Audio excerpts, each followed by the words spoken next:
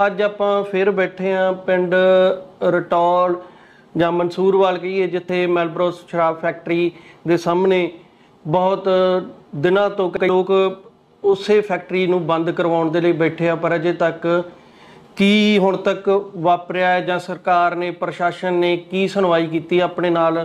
ਪਹਿਲੇ ਦਿਨ ਤੋਂ ਜੋ ਇਸ ਸੰਘਰਸ਼ ਦੇ ਵਿੱਚ ਮੁੱਖ ਰੋਲ ਨਿਭਾ ਰਹੇ ਆ ਡਾਕਟਰ ਹਰਿੰਦਰ ਸਿੰਘ ਹੈਗੇ। ਸਤਿ ਸ਼੍ਰੀ ਅਕਾਲ ਡਾਕਟਰ ਸਾਹਿਬ। ਪਹਿਲਾਂ ਤਾਂ ਸਤਿ ਸ਼੍ਰੀ ਅਕਾਲ ਜੀ ਡਾਕਟਰ ਸਾਹਿਬ, 58ਵਾਂ ਦਿਨ ਹੋ ਗਿਆ ਜੀ ਅੱਜ, ਤੇ ਹੁਣ ਤੱਕ ਕੀ ਪ੍ਰੋਗਰੈਸ ਹੋਈ ਹੈ ਇਸ ਮਸਲੇ ਦੇ ਵਿੱਚ ਸਾਰੀ, ਜੇ ਆਪਾਂ ਦੱਸਣਾ ਹੋਵੇ?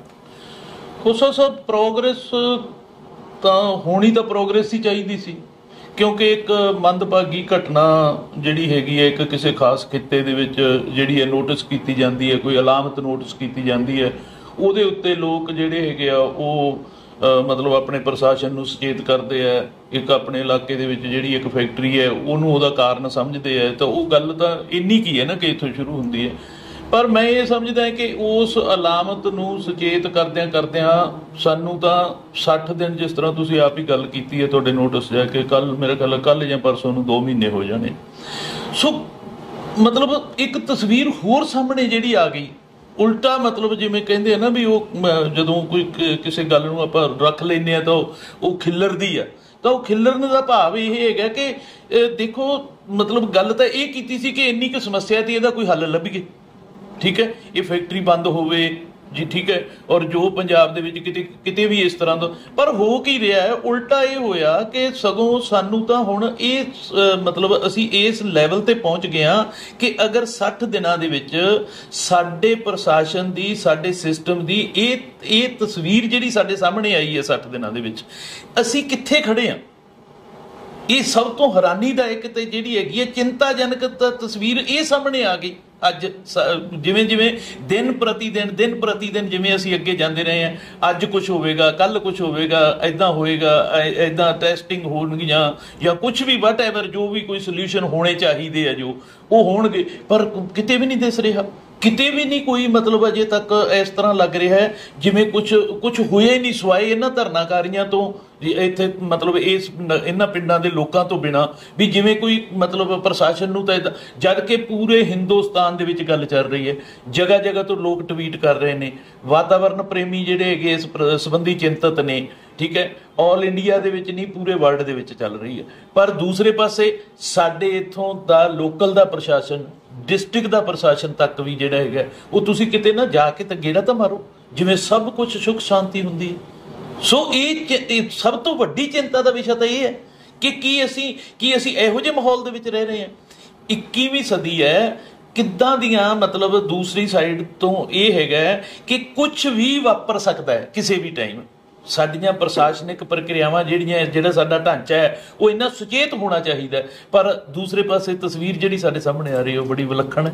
ਸੋ ਇਹ ਮੈਨੂੰ ਤਾਂ ਇਹ ਜ਼ਿਆਦਾ ਗੱਲ ਮਤਲਬ ਅਚੰਭਾਦਾਇਕ ਵੀ ਲੱਗ ਰਹੀ ਹੈ, ਚਿੰਤਾਜਨਕ ਵੀ ਹੈ, ਨਮੋਛੀਜਨਕ ਵੀ ਹੈ। ਸਾਡੀ ਪੂਰੀ ਦੁਨੀਆ ਦੇ ਸਾਹਮਣੇ ਸਾਡੀ ਬੜੀ ਇੱਕ ਜਿਹੜੀ ਹੈਗੀ ਹੈ ਨਾ ਮਾੜੇ ਪ੍ਰਬੰਧ ਦੀ ਮਾੜੀ ਤਸਵੀਰ ਪੇਸ਼ ਕਰ ਰਹੀ ਹੈ। ਮੈਨੂੰ ਤਾਂ ਇਹ ਲੱਗ ਰਿਹਾ, ਯਾਨੀ ਕਿਹਾ ਜਾਵੇ ਕਿ ਮਾੜੇ ਪ੍ਰਬੰਧਾਂ ਵੱਲੋਂ ਇੱਕ ਲੋਕਾਂ ਦਾ, ਜਨਤਾ ਦਾ, ਪਬਲਿਕ ਦਾ ਸਬਰ ਪਰਖਿਆ ਜਾ ਰਿਹਾ ਕਹਿ ਲਓ। ਕਿਉਂਕਿ ਜਦੋਂ ਜਿਵੇਂ ਤੁਸੀਂ ਲੰਬਾ ਹੁੰਦੇ ਜਾਓਗੇ, ਹਰ ਤਰ੍ਹਾਂ ਦਾ ਜਿਹੜਾ ਹੈਗਾ ਨਾ ਓਬਜੈਕਸ਼ਨ, ਉਹ ਜਿਵੇਂ ਮਤਲਬ ਜਿਹਨੂੰ ਆਪਾਂ ਕਹਿ ਦਿੰਦੇ ਹਾਂ ਨਾ ਕਿ ਉਹ ਸਸਟੇਨ ਹੁੰਦਾ ਜਾਂਦਾ ਹੈ। ਹਰ ਤਰ੍ਹਾਂ ਦਾ ਓਬਜੈਕਸ਼ਨ ਜਿਹੜਾ ਹੈਗਾ ਉਹ ਨੋਟ ਕਰਨਾ ਪਊਗਾ।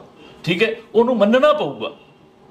ਠੀਕ ਹੈ ਨਾ, ਕਿਉਂਕਿ ਤੁਸੀਂ ਅੰਡਰਸਟੈਂਡ ਕਰਦੇ ਹੋਗੇ ਮੇਰੀ ਗੱਲ। ਕਿਸੇ ਚੀਜ਼ ਨੂੰ 2 ਦਿਨ ਹੋਏ ਹੋਣ ਗੱਲ ਹੋਈ ਨੂੰ, ਆਪਾਂ ਕਹਿ ਦਿੰਦੇ ਯਾਰ ਕੁਝ ਸਮਾਂ ਲੱਗ ਜਾਂਦਾ ਹੈ, ਕੋਈ ਟਾਈਮ ਚਾਹੀਦਾ ਕਿਸੇ ਗੱਲ ਵਾਸਤੇ।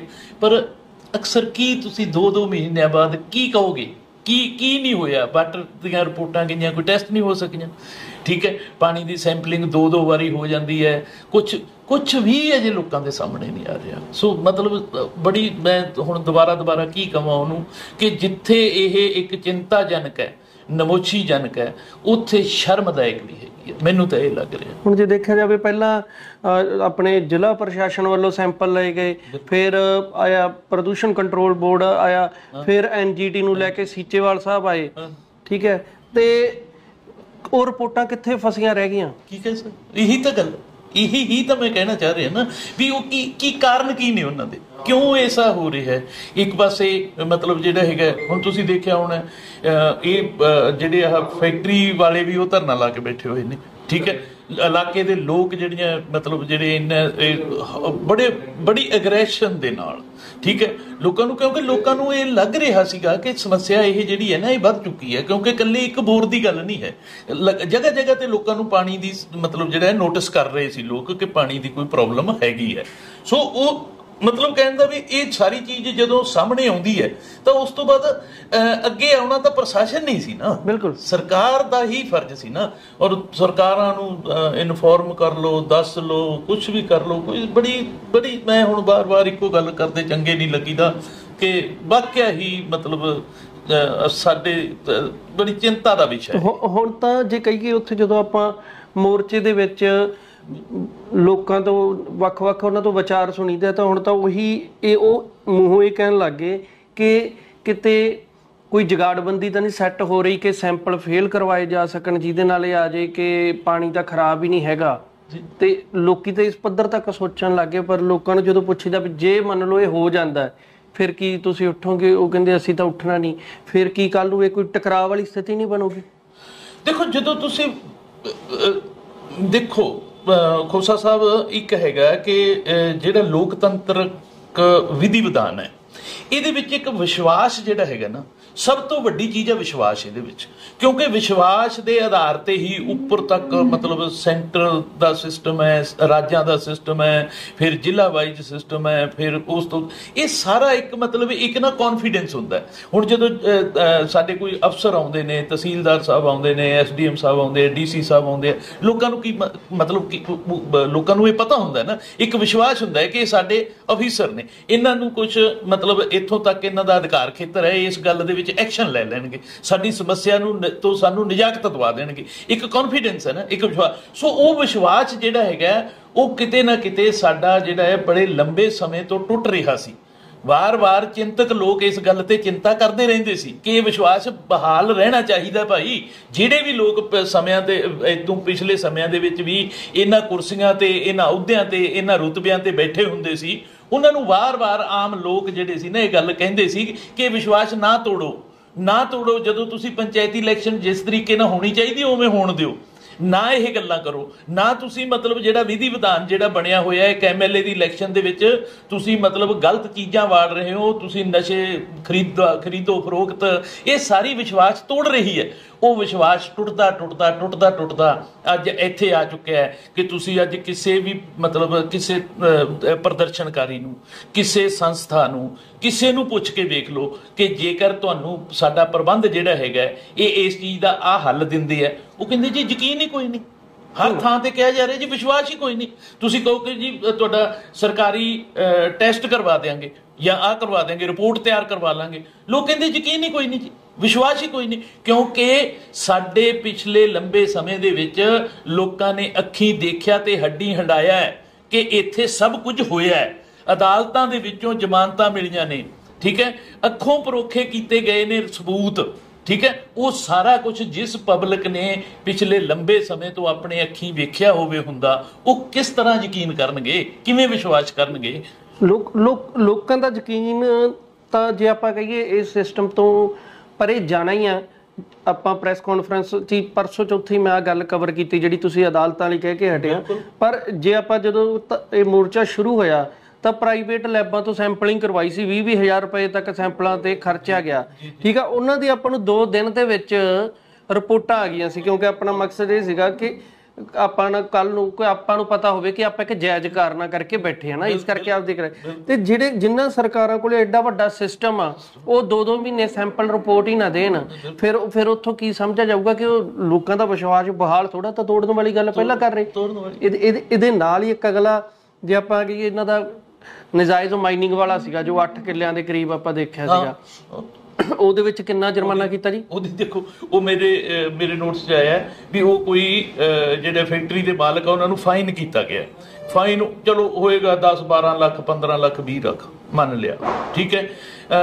ਪਹਿਲੀ ਗੱਲ ਤਾਂ ਉੱਥੇ ਸਵਾਲ ਕੀ ਹੈ, ਦੇਖੋ ਵਿਸ਼ਵਾਸ ਦੀ ਜਿਹੜੀ ਮੈਂ ਗੱਲ ਕੀਤੀ, ਵਿਸ਼ਵਾਸ ਕਿਵੇਂ ਟੁੱਟ ਰਹੇ ਨੇ, ਔਰ ਟੁੱਟੇ ਹੋਏ ਵਿਸ਼ਵਾਸਾਂ ਨੂੰ ਟੁੱਟੀ ਗੰਢਣ ਦੀ ਕੋਸ਼ਿਸ਼ ਨਹੀਂ ਕੀਤੀ ਜਾ ਰਹੀ, ਉਹਨੂੰ ਹੋਰ ਦੂਰੀ ਵਧਾਈ ਜਾ ਰਹੀ ਹੈ। ਕੀ ਹੋਇਆ ਹੈ ਕਿ ਇੱਥੇ ਨੋਟਿਸ ਦੇ ਵਿੱਚ ਆਇਆ ਕਿ ਮਤਲਬ ਉੱਥੇ ਇੱਕ ਫਾਈਨ ਪਾ ਦਿੱਤਾ ਗਿਆ ਉਹਨਾਂ ਨੂੰ, ਜਦ ਕਿ ਜਿਹੜੇ ਆਮ ਲੋਕ ਜੇ ਕਿਤੇ ਵੀ 2.5 ਫੁੱਟ ਤੋਂ ਵੱਧ ਗੱਡਾ ਕੋਈ ਉਹਨਾਂ ਨੂੰ ਕੱਢਣਾ ਪੈ ਜਾਂਦਾ ਹੈ, ਕਿਸੇ ਜਗ੍ਹਾ ਦੇ ਉੱਪਰ ਕੋਈ ਟਿੱਬਿਆਂ ਦੀ ਮਿੱਟੀ ਤੱਕ ਨਹੀਂ ਚੱਕਣ ਦਿੱਤੀ ਜਾ ਰਹੀ, ਔਰ ਉੱਥੇ ਕੀ ਹੁੰਦਾ ਹੈ, ਉੱਥੇ ਨਾਲ ਦੀ ਨਾਲ ਪਰਚਾ ਹੁੰਦਾ ਹੈ। ਔਰ ਲੋਕਾਂ ਨੂੰ ਹੈਰਾਨੀ ਹੋ ਰਹੀ ਹੈ ਇਸ ਗੱਲ ਦੀ ਵੀ ਆਪਣੇ ਵਾਸਤੇ ਤਾਂ ਪਰਚੇ, ਔਰ ਜਿੱਥੇ ਵੱਡੀ ਮਾਈਨਿੰਗ ਹੋਈ ਹੈ ਉੱਥੇ ਵਾਸਤੇ ਫਾਈਨ। ਠੀਕ ਹੈ, ਔਰ ਫਾਈਨ ਵੀ ਸਮਰੱਥ ਬੰਦਿਆਂ ਨੂੰ। ਨਾਲੇ ਜਿੰਨਾ ਕਿ ਜੁਰਮਾਨਾ ਲਾਇਆ ਜੇ ਆਪਾਂ ਦੇਖੀਏ ਤਾਂ ਫਿਰ ਜਿਵੇਂ ਰਾਹ 'ਚ ਕੋਈ ਟਰਾਲੀ ਘੇਰ ਲੈਂਦੇ ਆ, ਉਹਦਾ ਤਾਂ ਮੈਨੂੰ ਲੱਗਦਾ 500-400 ਰੁਪਏ ਮਸਾ ਬਣਨਾ, ਫਿਰ ਉਹਨੂੰ ਲੈ ਕੇ ਉਦੋਂ ਹੀ ਛੱਡ ਦੇਣ, ਫਿਰ ਉਹਨਾਂ ਨੂੰ ਕਿਉਂ ਅਦਾਲਤਾਂ ਪਰਚਿਆਂ 'ਚ ਘੜੀਸਿਆ ਜਾਂਦਾ? ਬਿਲਕੁਲ ਵੀ ਤੁਹਾਡੀ ਐਗਜ਼ੀਕਿਊਸ਼ਨ ਜਿਹੜੀ ਹੈਗੀ ਹੈ ਤੁਹਾਡੇ ਕਾਨੂੰਨ ਦੀ, ਤੁਹਾਡੇ ਲਾਅ ਦੀ, ਉਹਨੂੰ ਮਤਲਬ ਜਿਹੜਾ ਹੈਗਾ ਕੀ ਉਹਦੇ ਅਲੱਗ-ਅਲੱਗ ਰੰਗ ਨੇ, ਅਲੱਗ-ਅਲੱਗ ਰੂਪ ਨੇ, ਅਲੱਗ-ਅਲੱਗ ਲੋਕਾਂ ਵਾਸਤੇ ਅਲੱਗ-ਅਲੱਗ ਹੈ। ਇਹੀ ਗੱਲ ਫਿਰ ਇੱਥੇ ਆ ਕੇ ਫਿਰ ਆਉਂਦੀ ਹੈ ਵੀ ਕਿਉਂ ਨਹੀਂ ਫਿਰ ਆਮ ਪਬਲਿਕ ਜਿਹੜੀ ਹੈਗੀ ਆ ਉਹਨੂੰ ਜਦੋਂ ਕਿਸੇ ਦਾ ਕੋਈ ਖੇਤ ਅੱਜ ਕੱਲ੍ਹ ਅਲੱਗ-ਅਲੱਗ ਤਰ੍ਹਾਂ ਦੇ ਨੇ, ਬਹੁਤ ਕੁਛ ਹੈ, ਉੱਥੇ ਕੋਈ ਕਿਸੇ ਨੇ ਇੱਕ ਟਰਾਲੀ ਭਰ ਲਈ, ਭਲਾ ਉਹਨੇ ਪਰਸਨਲ ਯੂਜ਼ ਵਾਸਤੇ ਭਰ ਲਈ। ਇੱਥੇ ਤਾਂ ਰੇਹੜੇ ਵਾਲਿਆਂ ਤੇ ਪਰਚੇ ਹੋਏ ਨੇ, ਆਪਣੇ ਇੱਥੇ ਫਾਜ਼ਿਲਕਾ ਜਲਾਲਾਬਾਦ ਦੀਆਂ ਉਦਾਹਰਨਾਂ ਨੇ ਇਸ ਤਰ੍ਹਾਂ ਦੀਆਂ ਕਿ ਰੇਹੜਾ ਲੈ ਕੇ ਆ ਰਹੇ ਨੇ, ਉਹਦੇ ਤੇ ਪਰਚਾ ਹੋਇਆ ਨੇ। ਅੱਛਾ, ਉਹਦੇ ਤੋਂ ਸਮੱਗਰੀ ਜਿਹੜੀ ਹੈਗੀ ਆ ਉਹ ਸਮੱਗਰੀ ਬਣਾਈ ਜਾ ਰਹੀ ਹੈ। ਉਹ ਕੇਸ ਜੇ ਕੋਈ ਮਤਲਬ ਮੰਨ ਲਓ ਉਹ ਕੋਈ ਕਈ ਲੈ ਕੇ ਗਿਆ ਸੀ, ਕੋਈ ਬੱਠਲ ਲੈ ਕੇ ਗਿਆ ਸੀ, ਉਹ ਕੇਸ ਨੂੰ ਮਜ਼ਬੂਤ ਕਰਨ ਵਾਸਤੇ ਉਹ ਸਮੱਗਰੀ ਰਿਕਵਰ ਕੀਤੀ ਜਾ ਰਹੀ। ਸੋ ਮਤਲਬ ਜਿਹੜਾ ਹੈ ਨਾ, ਜਿਹੜੀ ਸਭ ਤੋਂ ਵੱਧ ਚਿੰਤਾ ਦਾ ਵਿਸ਼ਾ ਇਹ ਕਿ ਕੀ ਇਹ ਮਤਲਬ ਇੰਨਾ ਹੀ ਉਹੀ ਕਾਨੂੰਨ, ਉਸੇ ਦੀ ਐਗਜ਼ੀਕਿਊਸ਼ਨ ਉਹੀ ਅਧਿਕਾਰੀ ਕਰ ਰਹੇ ਨੇ, ਉਹ ਕਿਤੇ ਹੋਰ ਤਰੀਕੇ ਨਾਲ ਕਰ ਰਹੇ ਨੇ, ਕਿਤੇ ਹੋਰ ਤਰੀਕੇ ਨਾਲ। ਇਹ ਫਿਰ ਉਹੀ ਸਮਝਿਆ ਜਾਵੇ ਕਿ ਜਿਵੇਂ ਆਪਾਂ ਆਪਣੇ ਸਿਸਟਮ ਦੇ ਵਿੱਚ ਦੇਖਦੇ ਹਾਂ ਕਿ ਇੱਕ ਰਿਜ਼ਰਵੇਸ਼ਨ ਸਿਸਟਮ ਆ, ਜਿਹਨੂੰ ਰਿਜ਼ਰਵ ਕੋਟਾ ਕਹਿੰਦੇ ਆ, ਵੀ ਜਿਹੜੇ ਥੋੜੇ ਜਿਹੇ ਦੱਬੇ ਕੁਚਲੇ ਆ ਜਾਂ ਪਿਛੜੇ ਵਰਗ ਆ ਵੀ ਉਹਨਾਂ ਨੂੰ ਉੱਪਰ ਲਿਆਂਦਾ ਜਾਵੇ ਹਨਾ, ਬਰਾਬਰੀ ਦੇ ਲਈ ਉਹ ਰਿਜ਼ਰਵੇਸ਼ਨ ਲਿਆਂਦੀ ਗਈ ਸੀ। ਫਿਰ ਇਹਦਾ ਮਤਲਬ ਕਾਨੂੰਨ ਦੇ ਵਿੱਚ ਵੀ ਇੱਕ ਰਿਜ਼ਰਵੇਸ਼ਨ ਆ ਕਿ ਜੇ ਧੱਕਾ ਕਰਨਾ ਤਾਂ ਗਰੀਬ ਬੰਦੇ ਨਾ ਕਰੋ। ਇੱਥੇ ਉਲਟ ਹੋ ਗਿਆ ਕਿ ਤਕੜਿਆਂ ਨੂੰ ਬਚਾਉਣ ਦੇ ਲਈ ਉਹਨਾਂ ਦਾ ਰਿਜ਼ਰਵ ਕੋਟਾ ਹੈਗਾ ਵੀ ਉਹਨਾਂ ਤੇ ਉਹ ਧਾਰਾਵਾਂ ਹੀ ਨਹੀਂ ਲੱਗਦੀਆਂ। ਬਿਲਕੁਲ, ਇਹ ਬਹੁਤ ਚਿੰਤਾ ਦਾ ਵਿਸ਼ਾ ਹੈ। ਔਰ ਜਿੱਥੋਂ ਆਪਣਾ ਨਾ ਜਿੱਥੇ ਬੱਬੂ ਜੀ ਜਿਹੜੀ ਆਪਾਂ ਗੱਲ ਕੀਤੀ ਸੀ ਵਿਸ਼ਵਾਸ ਟੁੱਟਣ ਵਾਲੀ, ਇਹਨਾਂ ਗੱਲਾਂ ਨੇ ਹੀ ਦੇਖੋ, ਇੱਕ ਕਾਨੂੰਨ ਹੈ, ਇੱਕ ਸਧਾਰਨ ਬੰਦੇ ਦੇ ਦਿਮਾਗ ਦੇ ਵਿੱਚ ਇਹ ਜਾਂਦੀ ਹੈ ਗੱਲ ਕਿ ਕਾਨੂੰਨ ਜਿਹੜਾ ਬਣ ਗਿਆ ਭਾਈ, ਕਾਨੂੰਨ ਸਭ ਨੂੰ ਫਾਲੋ ਕਰਨਾ ਚਾਹੀਦਾ, ਇਸ ਕਾਨੂੰਨ ਦੇ ਆ ਸਜ਼ਾਵਾਂ ਨੇ, ਐਦਾਂ ਹੋ ਸਕਦਾ।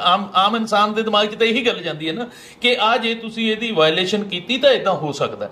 ਸੋ ਪਰ ਬਾਅਦ ਦੇ ਵਿੱਚ ਲੋਕ ਦੇਖਦੇ ਕੀ ਨੇ, ਸੀਨ ਕੀ ਦੇਖ ਰਹੇ ਨੇ ਕਿ ਕੁਝ ਉੱਪਰ ਦੇ ਪਾਏਦਾਨ ਦੇ ਲੋਕ ਜਿਹੜੇ ਹੈ, ਜੇ ਉਸੇ ਕਾਨੂੰਨ ਦੀ ਵਾਇਲੇਸ਼ਨ ਕਰਦੇ ਆ ਤਾਂ ਉਹਨਾਂ ਨੂੰ ਕਿਸੇ ਹੋਰ ਤਰੀਕੇ ਨਾਲ ਟਰੀਟ ਕੀਤਾ ਜਾਂਦਾ ਹੈ। ਜੇ ਹੇਠਲੇ ਪਾਏਦਾਨ ਦੇ ਲੋਕ ਉਸ ਦੀ ਵਾਇਲੇਸ਼ਨ ਕਰਦੇ ਆ ਤਾਂ ਉਹਨਾਂ ਨੂੰ ਕਿਸੇ ਹੋਰ ਤਰੀਕੇ ਨਾਲ। ਉਹਦੇ ਨਾਲ ਹੁੰਦਾ ਕੀ ਹੈ, ਕਿਉਂਕਿ ਕਾਨੂੰਨ ਨੂੰ ਤਾਂ ਤੁਸੀਂ ਮਤਲਬ ਜਿਸ ਤਰੀਕੇ ਨਾਲ ਤੁਸੀਂ ਐਗਜ਼ੀਕਿਊਟ ਕਰਨ ਵਾਲੇ ਭਰਾਵੋ, ਤੁਸੀਂ ਤਾਂ ਕਰ ਲਈ ਆਪਣੀ ਮਨਮਰਜ਼ੀ, ਤੁਹਾਨੂੰ ਤਾਂ ਇਹ ਲੱਗਿਆ। ਮਸਲਾ ਇਹ ਨਹੀਂ ਹੈ ਕਿ ਕਿਸੇ ਇੱਕ ਨੂੰ ਤੁਸੀਂ ਰਿਆਇਤ ਕਰਤੀ ਤੇ ਕਿਸੇ ਇੱਕ ਨਾਲ ਧੱਕਾ ਕਰਤਾ। ਮਸਲਾ ਇਹ ਹੈ ਕਿ ਜਿਸ ਵਿਸ਼ਵਾਸ ਦੇ ਉੱਪਰ ਲੋਕਤੰਤਰ ਚੱਲ ਰਿਹਾ ਹੈ, ਤੁਸੀਂ ਉਹਨੂੰ ਲੀਰਾ ਕਰਤਾ, ਉਹ ਤੋੜ ਦਿੱਤਾ, ਜਨਤਾ ਦਾ ਵਿਸ਼ਵਾਸ ਤੋੜਤਾ। ਜਦੋਂ ਜਨਤਾ ਦਾ ਵਿਸ਼ਵਾਸ ਟੁੱਟ ਗਿਆ, ਅੱਜ ਪ੍ਰਸ਼ਾਸਨ ਤੇ ਇਸ ਸਾਰੇ ਸਿਸਟਮ ਦੇ ਉੱਪਰ ਵਿਸ਼ਵਾਸ ਟੁੱਟਿਆ ਹੈ, ਤਾਂ ਜਿਹੜਾ ਇਹ ਟੁੱਟਿਆ ਹੋਇਆ ਵਿਸ਼ਵਾਸ ਹੈ ਨਾ, ਇਹ ਉਸ ਤੋਂ ਬਾਅਦ ਬਾਕੀ ਹੋਰ ਸਾਰਾ ਪ੍ਰਬੰਧ ਜਿਹੜਾ ਚੱਲਣਾ ਹੈ ਉਹਦੇ ਵਿੱਚ ਵੀ ਆੜੇ ਅੜਦਾ। ਅੱਜ ਤੁਸੀਂ ਕਿਸੇ ਨਾਲ ਗੱਲ ਕਰਕੇ ਦੇਖੋ, ਤੁਸੀਂ ਆ ਸਾਡੇ ਧਰਨੇ ਦੇ ਵਿੱਚ ਚੱਲੇ ਜਾਓ, ਤੁਸੀਂ ਉੱਥੇ ਗੱਲ ਕਰੋ ਕਿ ਜੀ ਫਲਾਣੀ ਜਗ੍ਹਾ ਤੋਂ ਤੁਹਾਡਾ ਟੈਸਟ ਰਿਪੋਰਟ ਲੈ ਦਈਏ, 100% ਲੋਕ ਕਹਿਣਗੇ ਯਕੀਨ ਹੀ ਕੋਈ ਨਹੀਂ ਜੀ। ਤੁਸੀਂ ਈਵਨ ਅਦਾਲਤਾਂ ਦਾ ਨਾਮ ਲੈ ਲਓ, ਤੁਸੀਂ ਕਿਸੇ ਅਦਾਰੇ ਦਾ ਨਾਮ ਲੈ ਲਓ, ਤੁਸੀਂ ਕਿਸੇ ਰਾਜਨੀਤਿਕ ਪਾਰਟੀ ਦਾ, ਰਾਜਨੀਤਿਕ ਲੀਡਰ ਦਾ ਨਾਮ ਲੈ ਲਓ, ਲੋਕ ਕਹਿੰਦੇ ਯਕੀਨ ਹੀ ਕੋਈ ਨਹੀਂ। ਔਰ ਇਹ ਯਕੀਨ ਜਿਹੜਾ ਟੁੱਟਿਆ, ਇਹ ਕੋਈ ਇੱਕ ਦਿਨ 'ਚ ਨਹੀਂ ਟੁੱਟਿਆ, ਇਹ ਲਗਾਤਾਰ ਤਾਂ ਅਸੀਂ ਸਭ ਅਵੇਸਲੇ ਭਰਾਵਾਂ ਨੇ, ਜਿਨ੍ਹਾਂ ਦੀਆਂ ਕੁਝ ਜ਼ਿੰਮੇਵਾਰੀਆਂ ਸੀ, ਉਹਨਾਂ ਦੇ ਅਵੇਸਲੇਪਣ ਨੇ ਇਹ ਤੋੜਿਆ, ਲਗਾਤਾਰਤਾ ਦੇ ਨਾਲ ਤੋੜਿਆ। ਔਰ ਇਹਨੂੰ ਹੁਣ ਬਿਲਡਅਪ ਕਰਨ ਵਾਸਤੇ ਲੱਗਦਾ ਸੀ ਕਿ ਆ 2022 ਦੀ ਜਿਹੜੀ ਇਲੈਕਸ਼ਨ ਹੋਈ ਹੈ ਨਾ, ਵੀ ਸ਼ਾਇਦ ਕੁਝ ਇੱਦਾਂ ਦਾ ਕੁਝ ਵਾਪਰਿਆ ਹੈ ਵੀ ਜਿਹੜਾ ਕੁਝ ਨਵੇਂ ਲੋਕ ਆਏ ਹੈ ਉਹਨਾਂ ਦੇ ਨਾਲ ਇਹ ਨਾ ਮਤਲਬ ਹੋਰ ਕੀ ਹੋਣਾ ਸੀ, ਹੋਰ ਰੰਗਲੇ ਪੰਜਾਬ ਦੀਆਂ ਜਾਂ ਜਿਹੜੀਆਂ ਗੱਲਾਂ ਸੀ ਕੀ ਸੀ। ਮੇਰੇ ਵਰਗਾ ਤਾਂ ਇੱਕ ਮਤਲਬ ਪਤਾ ਨਹੀਂ ਮੈਂ ਇਹ ਗੱਲ ਤੇ ਕਿੰਨਾ ਕੁ ਠੀਕ ਆ ਕਿੰਨਾ ਕੁ ਗਲਤ ਆ, ਪਰ ਮੈਨੂੰ ਤਾਂ ਇਹ ਲੱਗ ਰਿਹਾ ਸੀ ਕਿ ਇਹਦੇ ਨਾਲ ਨਾ ਇੱਕ ਕੌਨਫੀਡੈਂਸ ਬਣਨਾ ਸ਼ੁਰੂ ਹੋਊਗਾ। ਜਿਹੜੇ ਅਧਿਕਾਰੀ ਆਪਣੀਆਂ ਡਿਊਟੀਆਂ ਪਰਫਾਰਮ ਕਰਨਗੇ, ਉਹਦੇ ਨਾਲ ਇੱਕ ਵਿਸ਼ਵਾਸ ਬਣਨਾ ਸ਼ੁਰੂ ਹੋਊਗਾ। ਲੋਕਾਂ ਨੂੰ ਇਹ ਲੱਗੂਗਾ ਕਿ ਕੁਝ ਲੋਕ ਬਦਲਵੇਂ ਆਏ, ਵਿਸ਼ਵਾਸ ਬਣਾਓ, ਵਿਸ਼ਵਾਸ ਰੱਖੀਏ, ਗੱਲ ਬੈਠਣ ਲੱਗ ਗਈ, ਪਿੱਚ ਬੈਠਣ ਲੱਗ ਗਈ, ਇਨਸਾਫ ਹੋਣ ਲੱਗ ਗਿਆ। ਇਹਦੇ ਨਾਲ ਹੀ ਬਣਨਾ ਸੀ, ਪਰ ਉਹ ਕਿਤੇ ਨਹੀਂ ਦਿਖ ਰਿਹਾ, ਕਿਤੇ ਨਹੀਂ ਦਿਖ ਰਿਹਾ। ਔਰ ਜੇਕਰ ਖੋਸਾ ਸਾਹਿਬ ਇੱਕ ਹੋਰ ਅਲਾਰਮਿੰਗ ਸਟੇਜ ਤੇ ਹੁਣ ਅਸੀਂ ਲਾਸਟ ਵਾਲੀ ਜਿਹੜੀ ਆਪਾਂ ਕਹਿੰਦੇ ਆ ਨਾ ਵੀ ਜਿਹੜੀ ਮਰਸੀ ਪਟੀਸ਼ਨ ਵੀ ਹੈ ਜਿਹੜੀ ਅਸੀਂ ਉਹ ਵੀ ਕ੍ਰਾਸ ਕਰ ਰਹੇ ਹਾਂ।